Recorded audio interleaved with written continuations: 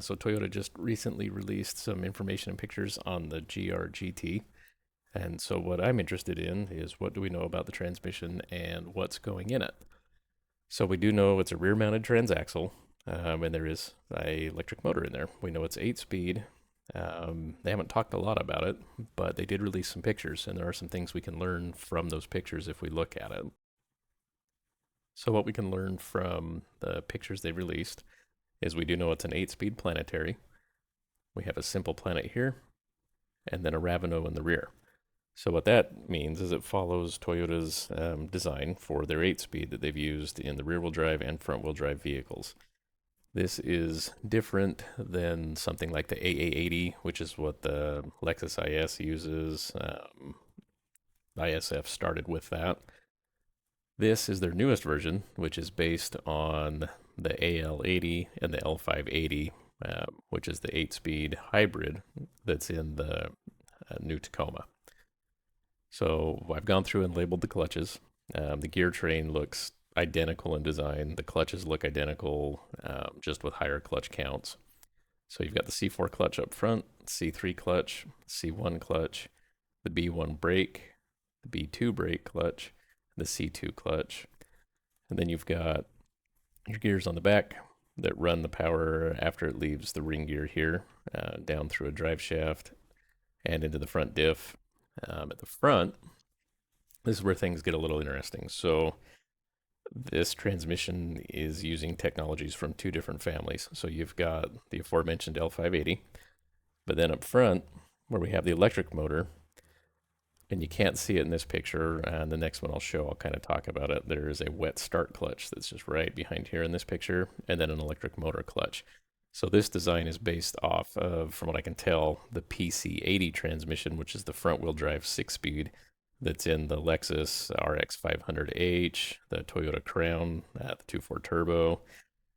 And what they've done is they've eliminated the torque converter, and they have a wet start clutch up front that's a stack of, it's just a multi-plate clutch that will slip on launch. It's people call it a dual clutch style of setup, but it's not. Like a dual clutch, you have two clutches. One clutch is splined to one input shaft, the other clutch is splined to another input shaft, and then they swap off and on. This one is just splined to the input shaft, it slips, and you're able to go. Another transmission that has experimented and done stuff like this is Mercedes with the 7-speed AMG speed shift. It got eliminated the torque converter and just used a big clutch pack up front. Mazda uses it in their 8-speed in their CX 60, 70, 80, and 90. But instead of an input clutch, they have a big clutch in the back, also called a B2 brake. It's the biggest clutch set in their unit, and they slip the brake clutch on launch. But it has the ability here. It's going to be kind of hard to see. We're going to have to speculate a little bit on how much the electric motor is used in this until we get some actual more information. As soon as all this stuff gets added to TIS, Toyota's great about that, is they just dump a lot of info into TIS, so you can read quite a bit about it. So with the actual cutaway here, we can actually see a little more detail. So it's a little bit better angle up here on this. So let's go in and take a look here. So this is the wet clutch for the motor. Looks like you've got 5 clutches there. Behind it, you can start to see the wet start clutch. They just cut it off. You can actually, we'll show a video or a picture from the back. You can kind of zoom in and see how big it is. And the structure from here is really close to what the PC60s is, the setup. Then you go in through the input shaft here, and then again you have your clutch drums here. On the front diff, I'm not exactly sure. They say it's a mechanical limited slip, but these look like regular pinions. I don't see anything like a torsion or anything like that in there. So again, we'll have to find out some more information on what actual type of limited slip they're running. So if we look at the cross section from behind, we can go in, and that is the wet start clutch setup right here. Everything's too out of focus and too far away to count how many plates are there, but I'm sure it's a substantial amount. It has to cope with a fair amount of power coming in, and then hit Toyota's durability targets. So here's a better look at the back, kind of how the drive shaft goes up to your diff there.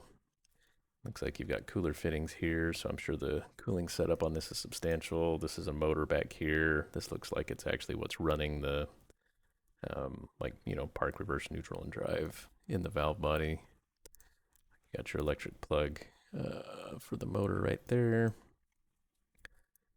So yeah, all in all, an interesting design to go with the 8-speed planetary. It'll also be super interesting to see what they do with the gear ratios on it. So the UC80F is the close ratio transmission that they run in the GR Corolla and the GR Yaris. And the L580 ratios are near identical.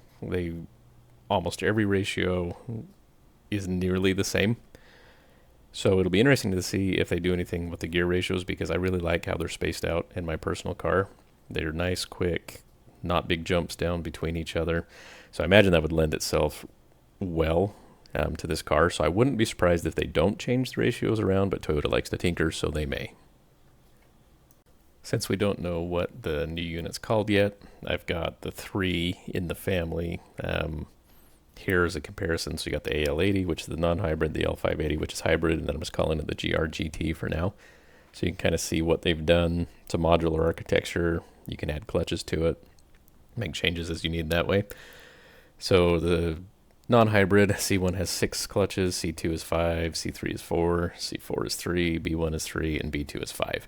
So to beef it up for the hybrid version, they added 1 more clutch in the C2 set and 1 more in the B1 set. But what they've done here, we can count on, from the pictures they released, they added 1 more to the C1, they added 2 more to the C2 now this is from the L580.